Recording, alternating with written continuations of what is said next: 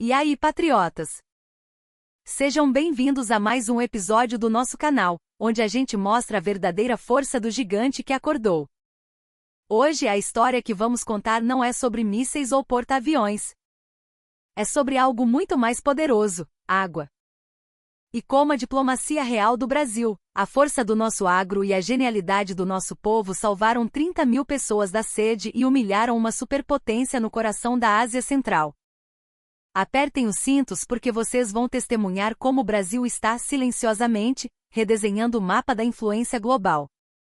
Nas terras altas do Tajiquistão, um país espremido entre gigantes, o orgulho de um povo se desfazia em poeira. 30 mil almas sofriam com a garganta seca, olhando para um céu sem nuvens e para bombas d'água que não bombeavam nada além de ferrugem e memórias. No teto do mundo, o grande glaciar Pamir, a fonte de toda a vida, derretia num ritmo assustador, uma sentença de morte silenciosa para a agricultura local. Por 40 longos anos, bombas soviéticas enferrujadas e canais de irrigação rachados eram a paisagem da desesperança. Os agricultores tajiques não tinham mais o que fazer, a não ser rezar. Foi então que a China, com seu apetite insaciável, estendeu a mão. Nós consertamos tudo pela metade do preço, disseram eles. Uma oferta tentadora, quase irrecusável. Mas o diretor da Agência de Gestão de Terras do Tajiquistão, um homem chamado Zafalbek Davlatzoda, fez o impensável. Ele recusou. O parlamento entrou em polvorosa. Você enlouqueceu? Por que não a China? Por que o Brasil? Sim, você ouviu direito. O país que ele escolheu do outro lado do mundo foi o nosso Brasil. Ele apostou seu cargo, sua reputação, em uma promessa brasileira de 25 milhões de reais. Uma aposta que durou 5 anos de pura tensão. E então, no dia da audiência pública que selaria seu destino, a magia aconteceu. Pela primeira vez em 40 anos, a água jorrou. O presidente do Tajiquistão apertou sua mão com força e disse: "Você estava certo. O que diabos aconteceu nessa história? De onde você está assistindo a essa saga brasileira? Conte pra gente nos comentários.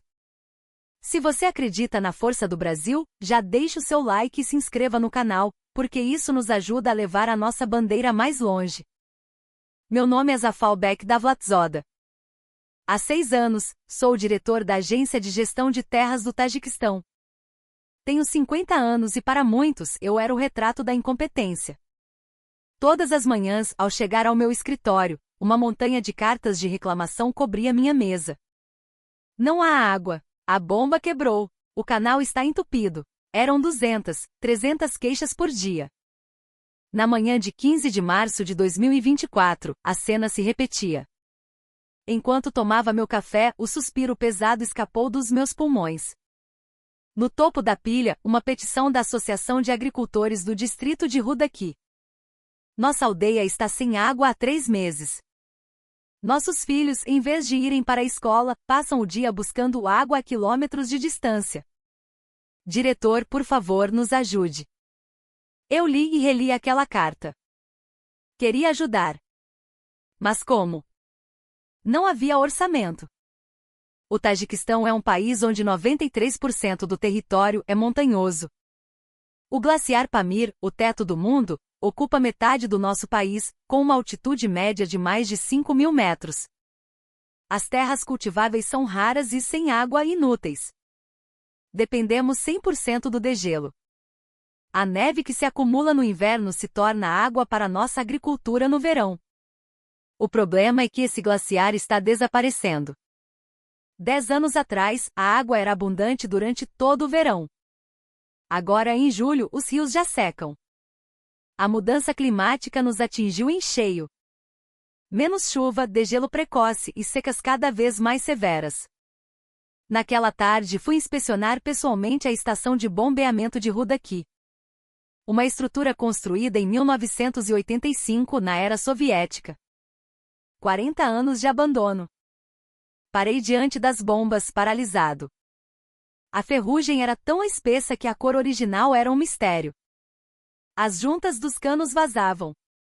O sistema de monitoramento havia quebrado há 15 anos, e as peças de reposição nem eram mais fabricadas. O zelador do local, Abdulo, um senhor de quase 70 anos, aproximou-se. O senhor por aqui de novo? Eu apenas assenti em silêncio. Como está a situação? Abdulo suspirou, um som que parecia carregar o peso de décadas. Das 3 bombas, apenas uma funciona e mal. As outras 2 pararam no ano passado. Não há peças, não há como consertar. E os agricultores? O que estão fazendo? Perguntei, já sabendo a resposta. O rosto de Abdulo se turvou. Os jovens foram todos para a Rússia buscar trabalho. Só restaram os velhos e as crianças. Sem água não há agricultura.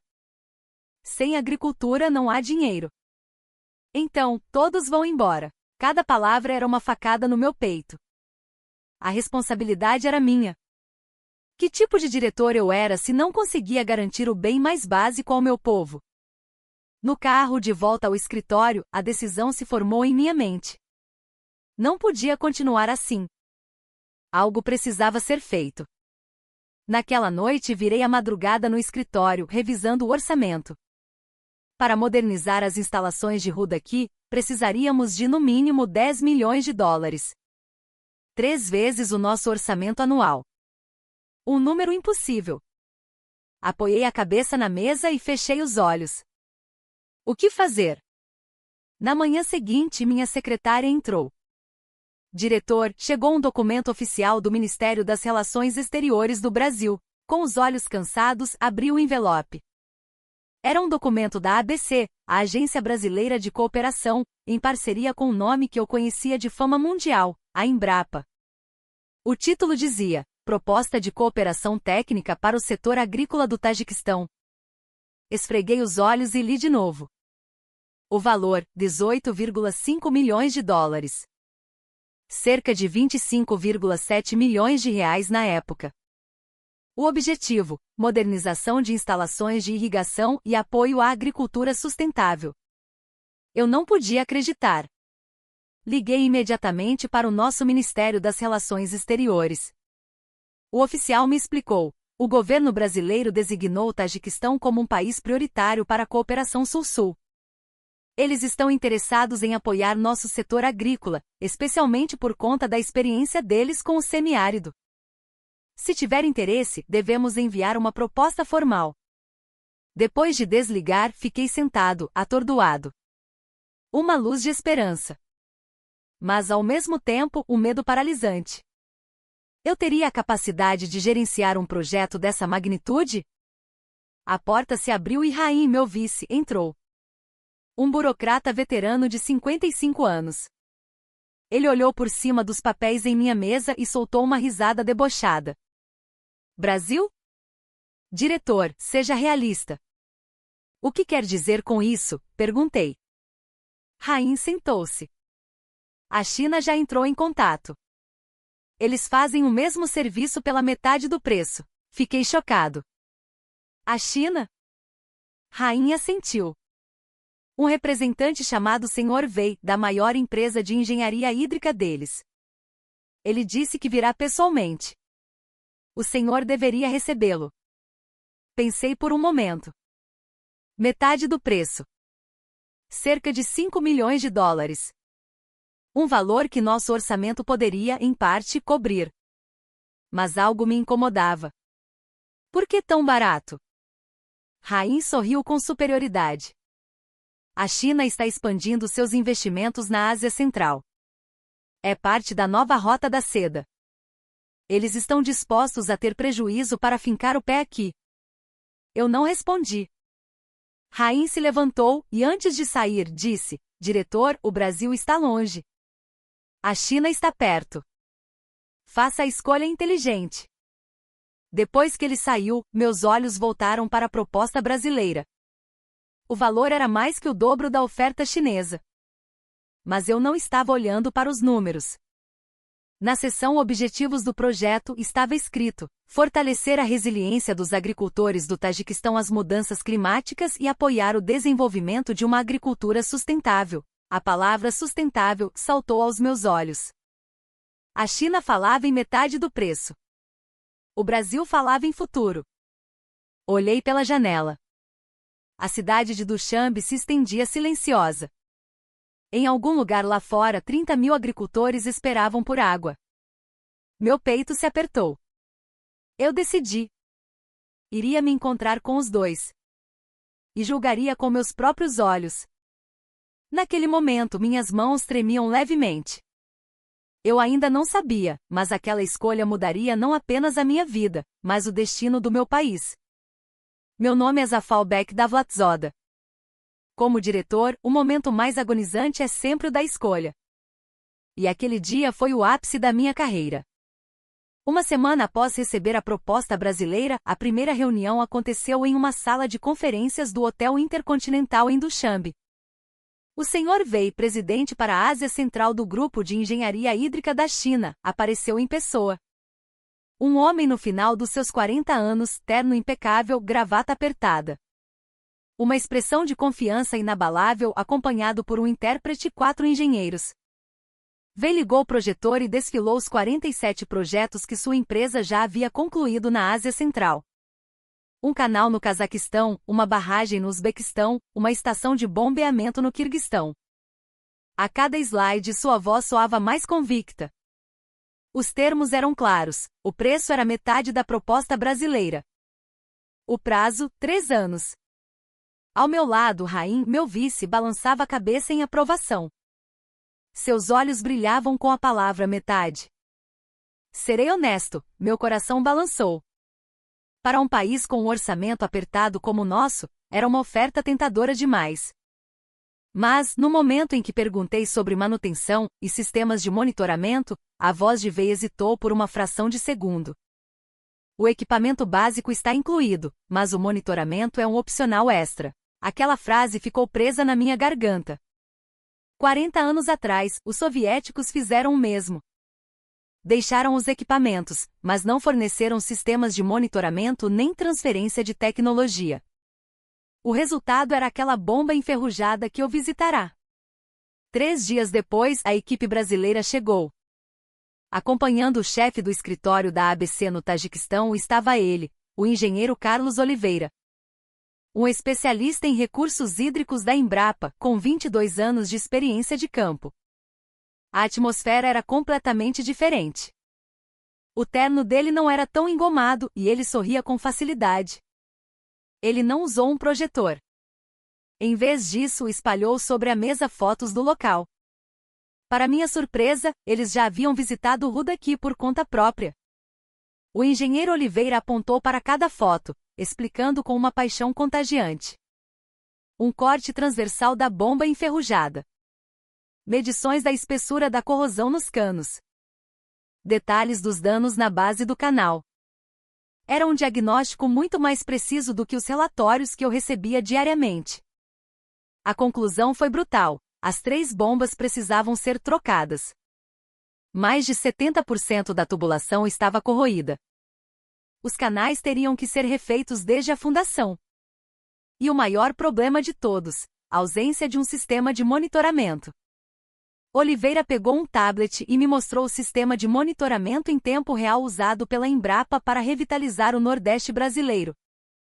Vazão, pressão, umidade do solo, tudo visível em um piscar de olhos. Sem isso, é impossível saber onde há um vazamento ou qual área está com déficit de água, ele disse, com um sotaque caloroso que transmitia confiança. É por isso que no Brasil, conseguimos transformar o semiárido em uma potência agrícola. Nós conhecemos essa dor. Nós vivemos isso. Era exatamente o nosso problema. Sempre descobríamos as falhas através das reclamações dos agricultores. Éramos reativos, nunca preventivos. A proposta brasileira totalizava 18,5 milhões de dólares, um projeto de 5 anos. Raim quase explodiu. Por que pagar o dobro e esperar mais tempo? Como se esperasse a pergunta, o engenheiro Oliveira apresentou outro documento. O plano brasileiro tinha 3 pilares fundamentais. Primeiro, modernização dos equipamentos com a instalação de bombas, reforço dos canais e a implementação do sistema de monitoramento com tecnologia tropical, adaptada para climas extremos. Segundo, transferência total de tecnologia. Terceiro, capacitação de técnicos locais. O plano de formação de pessoal era incrivelmente detalhado. Em 5 anos, 200 técnicos tajiques seriam treinados. Primeiro, uma turma de elite de 20 seria selecionada para treinamento intensivo no Brasil e no campo.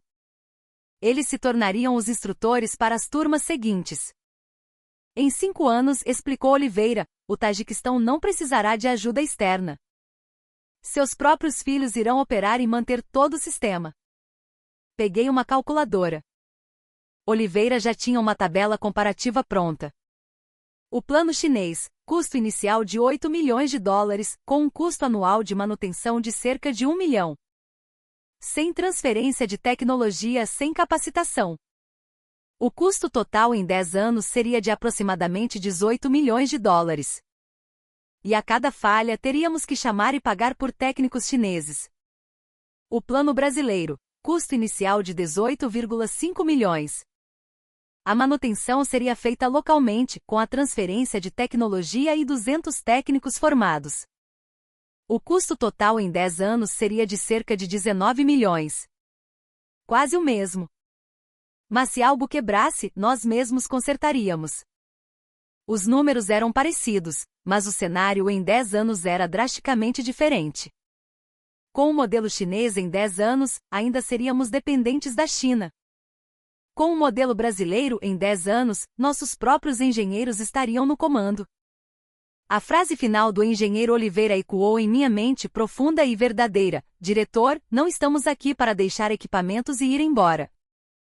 Estamos aqui para deixar conhecimento e pessoas capacitadas. É isso que significa a cooperação Sul-Sul. Após a reunião, Rain invadiu minha sala. Seja realista. Você acha que o parlamento vai aprovar um orçamento que é o dobro? A proposta chinesa é muito mais fácil de passar. Ele estava certo. O parlamento quase sempre olha apenas para o custo inicial. A manutenção em 10 anos é vista como um problema para o próximo governo. Mas em minha mente a imagem da bomba enferrujada de Rudaki era nítida. 40 anos atrás, alguém também decidiu pelo mais barato por enquanto. E agora 30 mil agricultores estavam pagando o preço. Vou preparar os 2 projetos e submetê-los ao ministro, eu disse, dispensando Rain. Após sua saída, olhei novamente pela janela. Eu não podia ver o glaciar Pamir, mas podia sentir seu degelo, sua agonia. Se pudéssemos formar 200 técnicos, o futuro do meu país em 40 anos seria diferente. O peso dessa escolha estava sobre meus ombros. No dia seguinte à minha submissão do relatório recomendando o projeto brasileiro, o telefone tocou. Era do gabinete do deputado Sultan Zoda, presidente da Comissão de Agricultura do Parlamento. Diretor, o deputado deseja uma reunião. Amanhã, às 10 horas, no parlamento. Sultan Zoda era uma figura poderosa na política tajique, o líder da oposição e um provável candidato a ministro. A razão pela qual ele me chamou era óbvia. Não seria uma conversa agradável. Ao entrar em seu gabinete, encontrei Sultan Zoda de pé junto à janela. Um homem de 60 e poucos anos, de porte imponente. Ele se virou. Zafalbek, diretor. Há quanto tempo? Sente-se. Sentei-me no sofá. Ele se sentou à minha frente e me entregou uma cópia do meu próprio relatório. O que é isto? É o projeto de modernização das instalações, senhor. Um projeto que levará água a 30 mil agricultores em Rudaki e Ezor. Sultan Zoda jogou o documento sobre a mesa. Isso eu sei. O que estou perguntando é, por que o Brasil? A China não ofereceu fazer pela metade do preço? Eu expliquei. A longo prazo, os custos são quase idênticos. Além disso, o Brasil inclui transferência de tecnologia e capacitação de pessoal. A China apenas constrói e vai embora. Sultan Zoda riu pelo nariz. Diretor, a política não é sobre o longo prazo. O que importa é o agora. Os agricultores estão clamando por água. Você quer que eles esperem 5 anos? O plano chinês também leva 3 anos, retruquei. A diferença é de apenas 2 anos. Mas o resultado é completamente diferente. Sultan Zoda inclinou-se para frente, seus olhos afiados. Vou ser honesto com você. Eu já conversei com o lado chinês. Já me encontrei com o Sr. Wei. Eles fizeram uma oferta muito generosa. Aquelas palavras me congelaram. Eu entendi imediatamente o que conversa e oferta generosa significavam. Suborno. Propina. Algo estava em movimento nos bastidores. Diretor, seja um homem sábio, continuou ele. Abandone o plano brasileiro. Com o plano chinês todos ficam felizes. Levantei-me. Deputado, eu sou o diretor da Agência de Gestão de Terras. Meu trabalho é levar água aos agricultores. O que importa não é quem fica feliz, mas a quem a água chegará. O rosto de Sultan Zoda endureceu.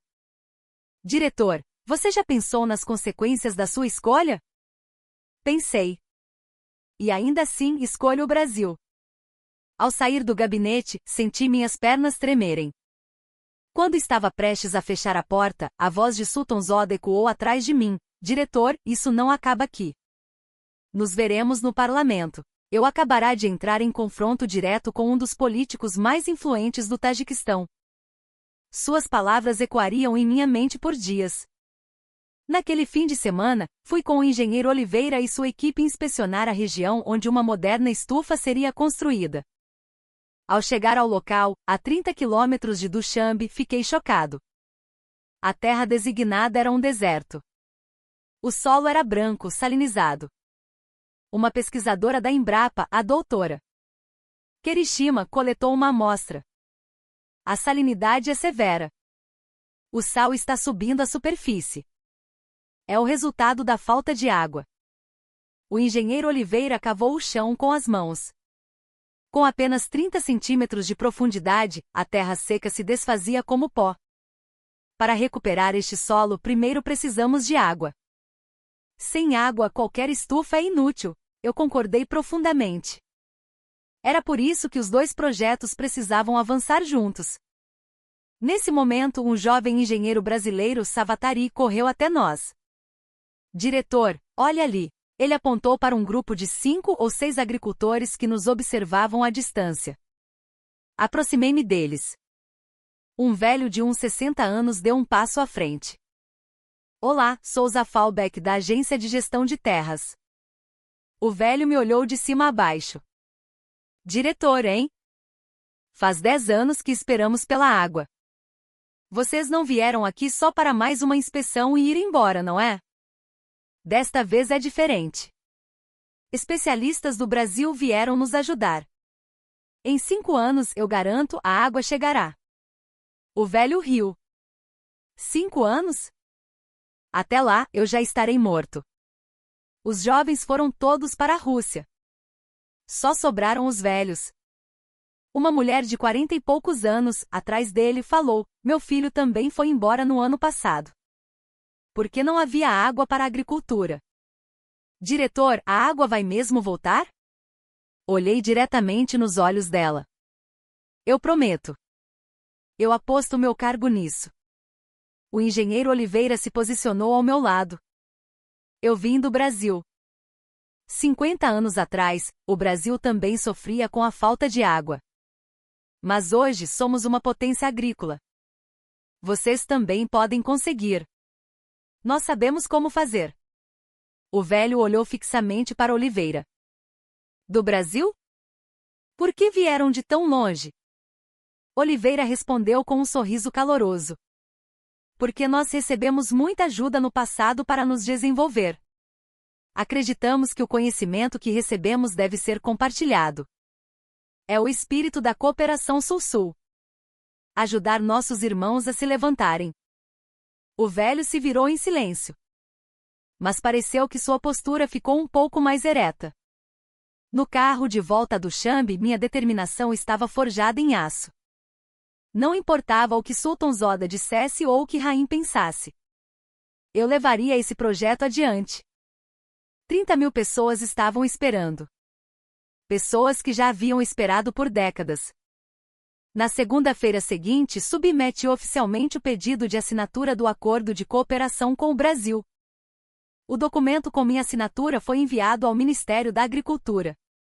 Não havia mais volta. A sorte estava lançada.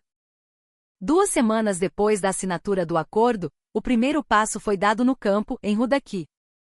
Quando cheguei naquela manhã, a equipe do engenheiro Oliveira já estava descarregando os equipamentos. 3 bombas de irrigação de última geração, enviadas do Brasil, estavam sendo retiradas dos caminhões. Caixas e mais caixas de sensores de monitoramento em tempo real se alinhavam no chão. A visão das máquinas novas e brilhantes ao lado das carcaças enferrujadas de 40 anos era chocante. Uma parecia prestes a se desintegrar ao toque, a outra brilhava como se tivesse acabado de sair da fábrica. No local, havia 6 engenheiros brasileiros e a primeira turma de 20 estagiários tajiques. A maioria na casa dos 20 e 30 anos, recém-formados em agronomia ou funcionários da minha agência. Seus olhos misturavam nervosismo e expectativa. A primeira tarefa era desmontar a bomba velha. 40 anos de ferrugem tornaram a tarefa um pesadelo. Cada parafuso era uma batalha. O engenheiro Oliveira, em pessoa, pegou uma chave de grifo e mostrou como se fazia. Ele não era um homem de escritório. Era um engenheiro com 22 anos de campo, que não tinha medo de sujar as mãos de graxa. Mesmo sem falar a mesma língua, o suor compartilhado no trabalho nos uniu rapidamente. A doutora Kerishima mostrava os procedimentos em um tablet, o estagiário Farhad traduzia, e os outros carregavam as ferramentas. Às 3 da tarde, a primeira bomba estava desmontada. O interior estava completamente corroído. Oliveira tirou uma foto e disse: "É um milagre que isso tenha durado 40 anos. A paciência do seu povo é incrível. Eu não imaginava que aquela foto mais tarde mudaria meu destino." No final da tarde recebi uma ligação inesperada. Uma convocação do gabinete do ministro da Agricultura para uma reunião de emergência. Um mau pressentimento percorreu minha espinha.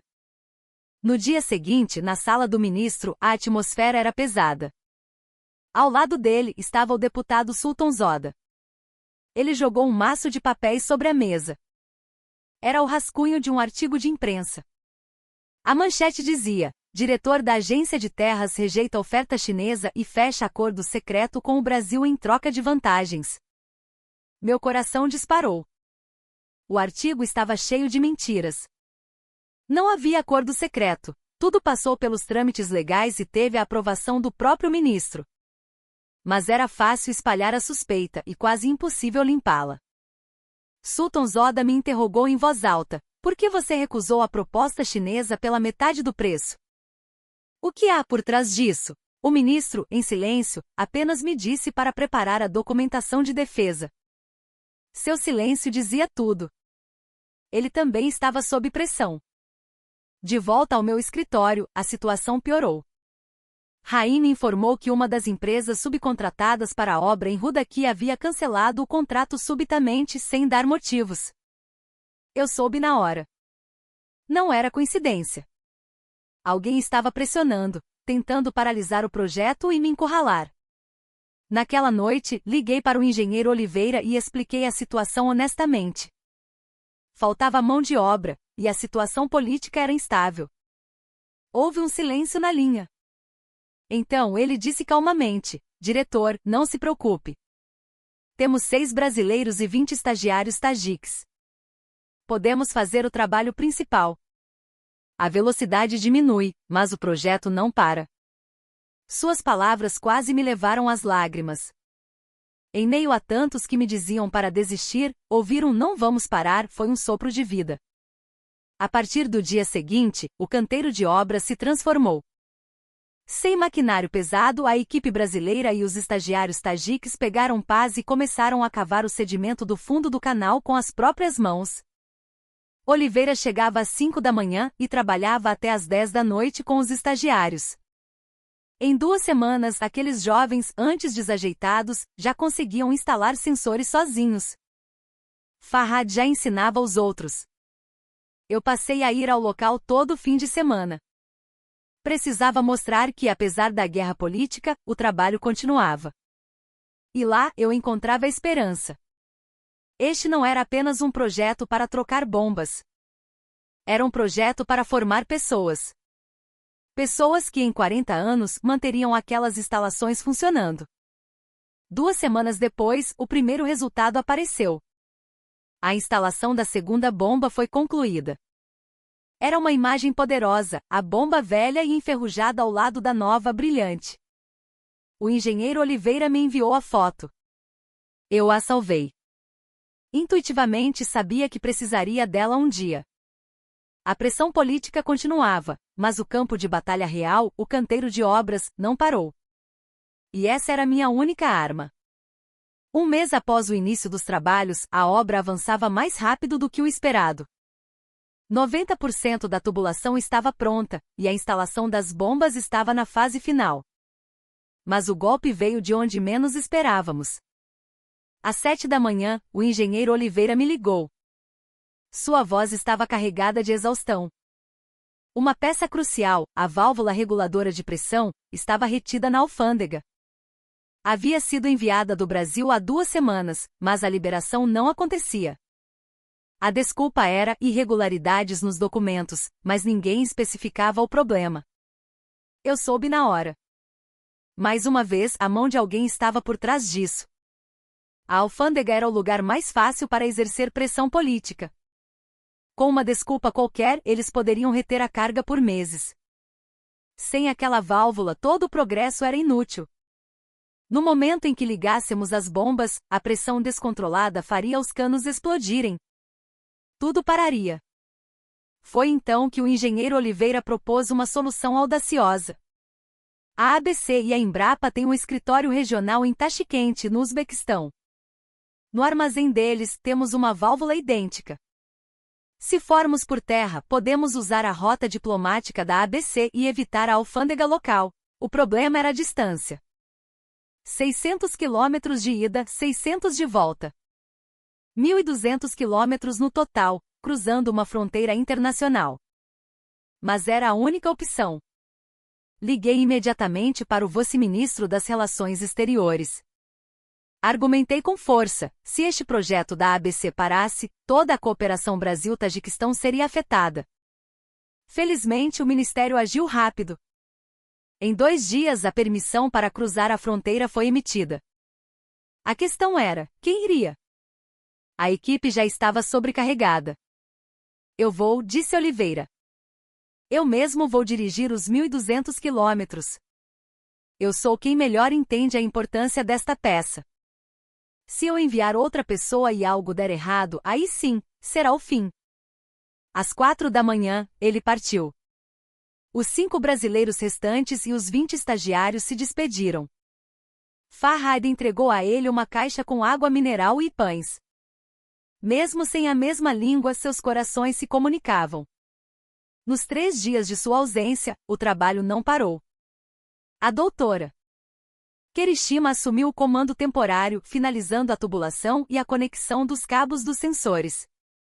O crescimento dos estagiários era notável. Eles já liam os projetos e trabalhavam de forma autônoma. No 3º dia à noite, Oliveira ligou. Cruzei a fronteira. Consegui a peça.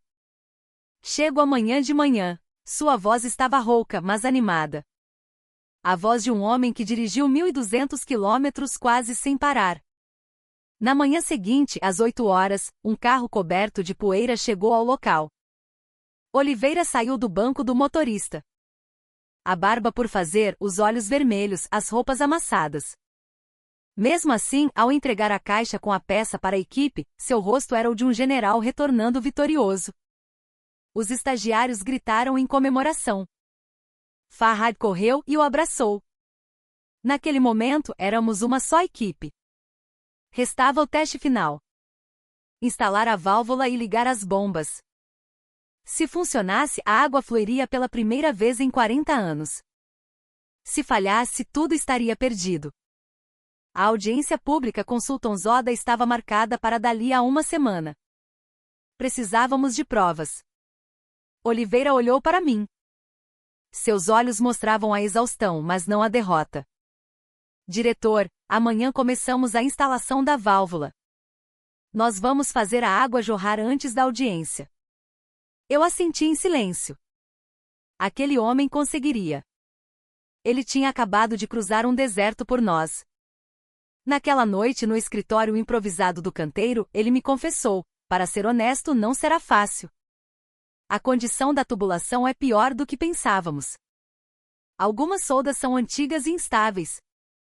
Existe a chance de ruptura quando ligarmos. Qual a porcentagem de risco? Perguntei. Ele ficou em silêncio por um momento. Existe a possibilidade. Mas não estamos sem opções. Olhei em seus olhos. Cansados, mas não derrotados. Eram olhos de quem faria o impossível. Engenheiro, eu decidi. A responsabilidade é minha. Vamos em frente. A partir do dia seguinte, o canteiro de obras se tornou um campo de batalha. Não havia tempo para dormir. Oliveira, recém-chegado de sua jornada épica, nem descansou. Trocou de roupa e foi direto para o trabalho, instalando a válvula de pressão com o engenheiro Savatari. Naquela noite, eu dormi no local. Não podia ir para casa enquanto eles arriscavam tudo. Por volta das 3 da manhã, a doutora Kirishima me trouxe um café. Diretor, descanse um pouco. O senhor vai desmaiar. Doutora, perguntei, por que a senhora se juntou a este projeto? Ela pensou um pouco. Eu sou especialista em engenharia de recursos hídricos. No Brasil, os sistemas já estão bem estabelecidos. Honestamente, não há muitos desafios para mim lá. Mas aqui é diferente. Aqui minha tecnologia e meu conhecimento são realmente necessários. Suas palavras me tocaram profundamente. O povo brasileiro era intrigante. Eles escolhiam o caminho mais difícil, não por dinheiro ou fama, mas simplesmente porque era onde eles eram necessários. Mas na manhã do quarto dia, um desastre. Um vazamento foi encontrado em uma junta da tubulação principal. Savatari relatou: a solda é fraca. Precisamos refazê-la. O rosto de Oliveira endureceu. Quanto tempo? No mínimo 2 dias. Mas a audiência é em 3. Silêncio. O tempo havia acabado. Mas os olhos de Oliveira ainda brilhavam com desafio. Existe um jeito. Mas é arriscado. Que jeito? Em vez de refazer a solda, podemos fazer um reparo de emergência. Aqui entra o nosso famoso jeitinho brasileiro, ele disse com um meio sorriso. Vamos criar uma vedação customizada, uma gambiarra de alta tecnologia, usando um selante especial que trouxemos combinado com uma resina que podemos encontrar aqui. É uma solução criativa para um problema inesperado. Se funcionar, teremos água antes da audiência. E se falhar? Ele hesitou. A tubulação pode romper. A pressão da água pode destruir tudo. Teremos que começar do zero. Era uma aposta. Olhei ao redor. A equipe brasileira, os 20 estagiários tajiques. Todos me olhavam. Façam. Se falhar, a responsabilidade é minha. Passamos as 2 noites seguintes em claro. O trabalho com o selante improvisado exigia precisão cirúrgica. O engenheiro Oliveira aplicou ele mesmo, com as próprias mãos. O tempo de cura era de 24 horas. Na véspera da audiência, tudo estava pronto. O teste de partida seria às 5 da manhã. Às 4h30 eu já estava lá. A equipe de Oliveira estava reunida, a tensão no ar era palpável. Savatari estava em frente ao painel de controle. Pronto. Eu assenti. Comece. O interruptor foi acionado. Um zumbido baixo e os motores começaram a girar. 5 segundos. 10. 30. Nada. De repente, um som dentro dos canos. Um ruído surdo, a água subindo. Prendi a respiração. Todos os olhos estavam fixos na junta, na parte reparada com a criatividade brasileira. 1 minuto se passou. A junta resistiu. 2 minutos. 3. Sem problemas. E então, aconteceu. Da boca de saída, a água jorrou. Uma água límpida e cristalina. Eu a segurei com as 2 mãos. Estava fria, pura. A primeira água a sair daquela estação em 40 anos. Oliveira estava ao meu lado. Conseguimos, diretor. Eu não consegui falar. As lágrimas simplesmente vieram. Um burocrata de 50 anos, chorando ao amanhecer em um canteiro de obras. Todos no local explodiram em vivas. A equipe brasileira ergueu os punhos. Os estagiários tajiques se abraçaram. Eu apertei a mão de Oliveira. Obrigado. Muito, muito obrigado. Ele sorriu. Ainda não acabou. Hoje temos a audiência. Era verdade. A água jorrar não era o fim. Se não vencêssemos na audiência, de nada adiantaria. Fui para casa, tomei um banho, vesti meu melhor terno. No espelho, meus olhos estavam vermelhos de uma semana sem dormir. Às 10 horas, entrei na sala de audiências da Comissão de Agricultura. Sultan Zoda, na cadeira do presidente, me olhou com um sorriso de vitória antecipada. A galeria estava lotada de jornalistas, prontos para escrever o artigo sobre meu suposto escândalo. Sentei-me na cadeira da testemunha. Sultan Zoda pegou o microfone. Diretor Zafalbeck, hoje o senhor tem muito a explicar ao povo. Por que escolheu o Brasil, que custa o dobro da China? Há informações de que houve trocas de favores. É verdade? Respirei fundo, peguei meu smartphone do bolso e projetei uma foto no telão. Senhor presidente, esta foto foi tirada hoje, às 5 da manhã. A água está jorrando da estação de bombeamento de Rudaki. Pela primeira vez em 40 anos. Um murmúrio percorreu o salão. O sorriso de Sultan Zoda desapareceu. Continuei. Eu não recebi propina. Mas, de fato, eu recebi algo. Recebi a dedicação da equipe brasileira. Eles dirigiram 1.200 quilômetros até o Uzbequistão para buscar uma peça. Eles trabalharam uma semana sem dormir. Eu mesmo peguei na pá com eles. Minhas mãos ainda têm as marcas dos calos. Mostrei as palmas das minhas mãos. Isto foi o que eu recebi. Não recebi dinheiro. Recebi esperança. 30.000 agricultores estão esperando por essa água. E eu recebi a chance de entregá-la a eles. O salão ficou em silêncio. Olhei diretamente para Sultan Zoda. Senhor presidente, se este projeto falhar, eu renuncio ao meu cargo. Mas esta manhã, a água jorrou. Não é um fracasso. É um começo. O salão começou a se agitar. Os repórteres prepararam as câmeras. O rosto de Sultan Zoda estava pálido. O roteiro que ele havia imaginado estava desmoronando. Senhor presidente, tenho mais uma coisa para mostrar. Tirei um pendrive do bolso. Este é um vídeo do último mês de trabalho no campo. As imagens começaram a rolar. Mostravam o engenheiro Oliveira de joelhos no chão, inspecionando a tubulação antes do amanhecer. A doutora Kirishima, coberta de lama, coletando amostras de solo. Eu mesmo, cavando a terra. No vídeo, um dos estagiários, Said, dizia: se os doutores brasileiros estão trabalhando tanto, como poderíamos nós não fazer nada? A tela mudou, mostrando os 20 estagiários trabalhando em equipe. E finalmente a cena daquela manhã. O momento em que a água jorra da estação. A comemoração, os gritos, o choro. Quando o vídeo terminou, um silêncio profundo tomou conta da sala. Os repórteres haviam parado de escrever. Alguns tinham lágrimas nos olhos. Peguei o microfone. Senhor presidente, isto foi o que fizemos.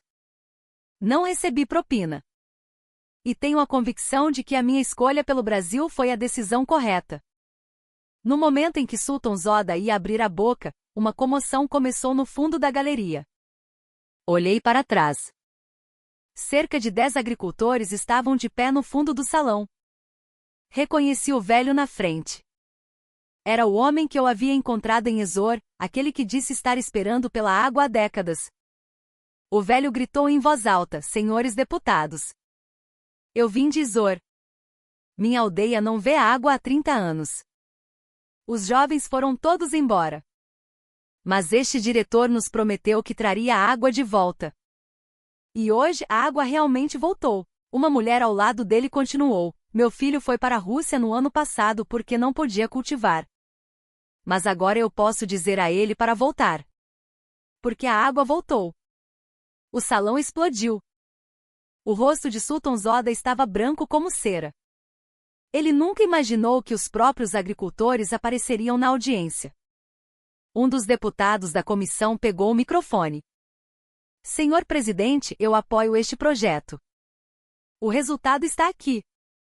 A água está fluindo. O que mais precisamos discutir? Outros deputados assentiram. A atmosfera da sala virou completamente. Sultan Zoda, com a voz trêmula, disse: a audiência de hoje está encerrada.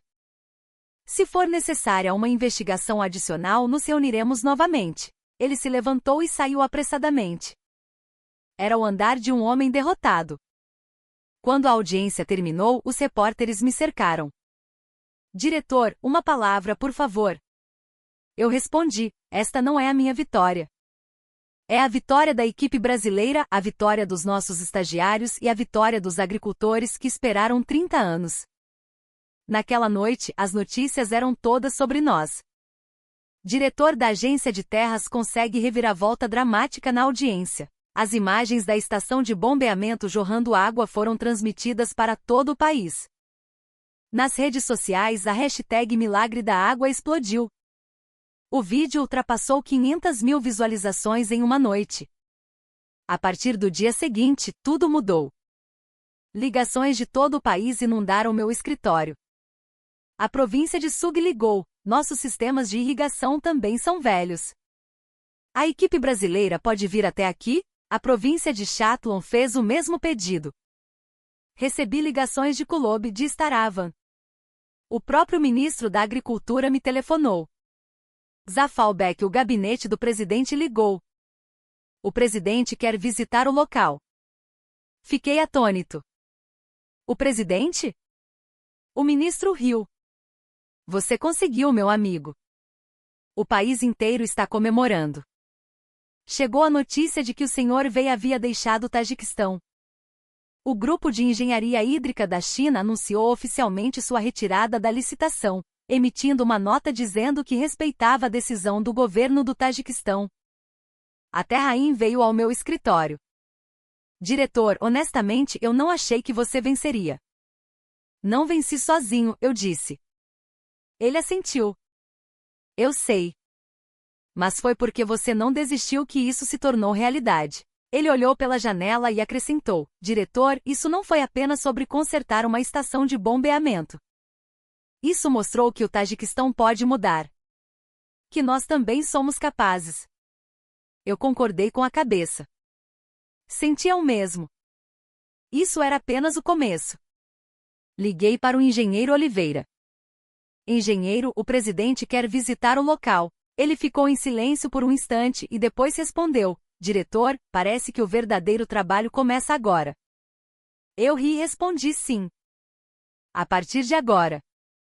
A data da visita presidencial foi marcada para coincidir com a cerimônia de inauguração da estação de Rudaki. Por 2 semanas, eu mal dormi. Na manhã da cerimônia, cheguei ao local às 5 horas. A equipe de Oliveira já estava lá. O local estava impecavelmente limpo. A instalação enferrujada de 40 anos havia renascido. Savatari me informou: as 3 bombas estão operando normalmente. O sistema de monitoramento inteligente está online e pode ser acessado em tempo real até mesmo de Brasília. Peguei o painel de controle. Vazão, pressão, umidade do solo. A experiência de 40 anos agora era ciência. Às 10 horas, o presidente Emomali Rahmon chegou. Ele desceu do carro e caminhou em minha direção, apertando minha mão. Diretor Zafalbek, bom trabalho. Inclinei a cabeça profundamente. Presidente, o mérito não é meu. É da equipe brasileira. O presidente olhou para o engenheiro Oliveira, aproximou-se e apertou sua mão. O senhor veio do Brasil. Muito obrigado por vir de tão longe. Oliveira sorriu e respondeu: presidente, não é um lugar distante. É um lugar que precisava de nós. O presidente caminhou pela estação. O som das bombas, o som da água fluindo pelos canos.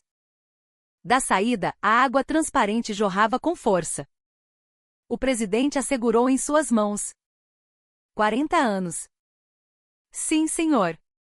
Esta instalação foi construída em 1985. Depois que os soviéticos partiram, ficou abandonada. O presidente assentiu gravemente. O que não fomos capazes de fazer, o Brasil fez por nós. A cerimônia começou. Mais de 500 pessoas se reuniram. Agricultores, funcionários públicos, diplomatas e o embaixador do Brasil. O presidente começou seu discurso. Hoje testemunhamos um momento histórico. Uma estação de bombeamento que esteve parada por 40 anos volta a funcionar. 30.000 agricultores receberão água.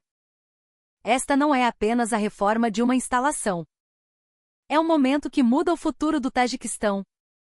O presidente chamou o engenheiro Oliveira ao palco. Ele pegou o microfone. Eu vim do Brasil. Nos anos 70, o Brasil também sofreu com a escassez de água. Mas nunca desistimos. Hoje, o Brasil é o celeiro do mundo. O Tajiquistão também pode ser. Hoje é o começo. Aplausos irromperam. O presidente condecorou Oliveira com a Ordem do Mérito do Tajiquistão. Lágrimas brilharam nos olhos do engenheiro brasileiro. Após a cerimônia, o presidente me chamou. Diretor Zafalbeck, eu decidi. Vamos expandir este projeto para todo o país. Em 5 anos, vamos modernizar todas as instalações de irrigação do Tajiquistão. Vamos assinar um acordo de cooperação de longo prazo com o Brasil. Fiquei chocado. Em todo o país? O presidente assentiu com firmeza. Hoje eu vi com meus próprios olhos como vocês e os brasileiros trabalharam. Eles não vieram pelo dinheiro, mas com um desejo genuíno de ajudar. Parceiros assim são raros. Uma semana depois, em Duxambe, foi assinada a cerimônia de expansão da cooperação.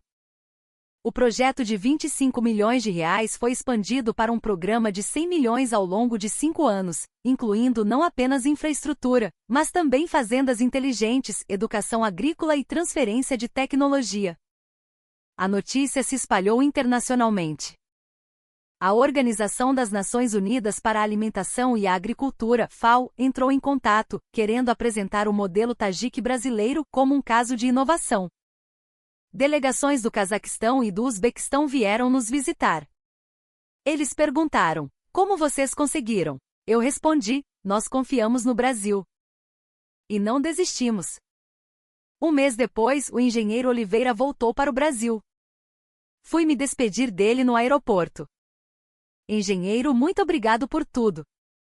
Não sei como retribuir. Ele sorriu. Não precisa retribuir. Em vez disso, quando aparecer um país com mais dificuldades, ajude-o. Um dia, o Tajiquistão poderá apoiar uma nação ainda mais pobre. Nesse dia, lembre-se de hoje. É assim que a solidariedade do Sul funciona. Eu gravei essas palavras em meu coração. O que recebemos, passamos adiante para outra pessoa. Essa foi a maior lição que o Brasil nos ensinou. Hoje, a modernização das instalações avança por todo o país. O fluxo de água que começou em Rudaki agora se espalha para Izor, Sug, Chatlon. 300.000 agricultores estão sendo beneficiados. Os jovens que foram para a Rússia estão voltando.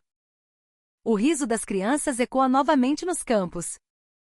Ainda visito os canteiros de obras todo fim de semana. E sempre me lembro daquela madrugada. Da imagem de Oliveira de joelhos, da doutora Kerishima coberta de lama, de Savatari suando sobre a solda. Eles foram embora, mas o que deixaram é eterno. Não apenas a tecnologia e os sistemas, mas o espírito. O espírito de que, se não desistirmos, sempre haverá um caminho. O glaciar Pamir continua a derreter. As mudanças climáticas não vão parar. Mas não estamos mais sozinhos e indefesos. Aprendemos a controlar a água. E mais importante, aprendemos a assumir a responsabilidade pelo nosso próprio futuro. O Brasil nos ensinou como. Aqueles 25 milhões de reais não construíram apenas uma estação de bombeamento. Eles construíram esperança. Quando volto à aldeia, o sol da manhã ilumina os campos.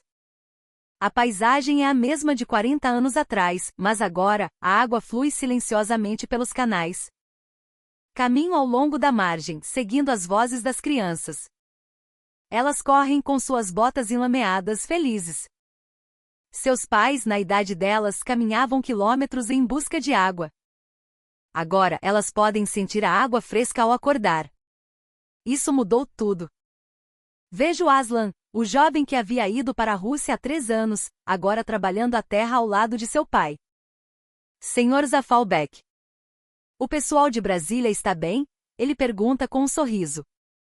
Tenho certeza que sim, Aslan. E tenho certeza que eles se lembram desta aldeia. Ele ri colocando a enxada no ombro. A água voltou para nós. Agora é nossa vez de cuidar dela. E essa, meus amigos, é a prova de que a diplomacia brasileira não se faz com discursos vazios, mas com a força do nosso agro, a tecnologia da nossa Embrapa e a genialidade do nosso povo. Isso é poder real. É influência. É o Brasil mostrando ao mundo como se faz. Se você sentiu orgulho de ser brasileiro ao ouvir